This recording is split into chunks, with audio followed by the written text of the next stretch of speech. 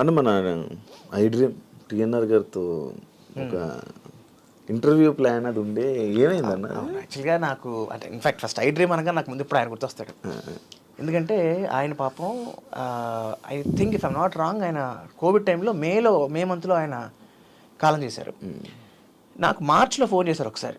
Phone చేసి ఇలాగా బాలాజీ గారు మీరు చేద్దాం అనుకుంటున్నాం అంటే చాలా సంతోషం సార్ అని పాయింట్స్ మాట్లాడుతూ డిస్కషన్లో ఆయనకు తెలిసిన విషయం ఏంటంటే June 13th నేను చెప్పాను ఆయనకి, March 10th నా బర్త్డే అండి, June 13th యాక్టర్గా నా బర్త్డే అండి.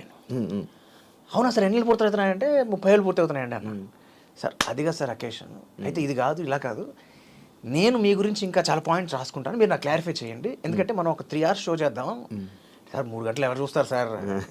కాదు కదా సార్, అంటే మీకు చైల్డ్ ఆర్టిస్ట్ నుంచి జర్నీ ఉంది కదా, సో నేను ఒక్కొక్కరి గురించి కాయిన్ చేస్తున్నా, చూసేవాళ్ళు చూస్తారంటే దాని ఉంది, ఒక రికార్డ్లో ఉంటుంది కదా. 30 years ఆఫ్ జర్నీ గురించి మీరు డీటెయిల్గా మాట్లాడడం అనేది మీకు మెమరీగా ఉంటుంది, ఆడియన్స్కి ఇన్ఫర్మేటివ్గా ఉంటుంది, చాలా చాలా కొత్త విషయాలు తెలుసుకోవచ్చు కదా మీ నుంచి అని చెప్పి ఆయన ఆల్మోస్ట్ ఒక 1-2 months చాలా కాన్స్టెంట్ టచ్లో ఉండేవారు.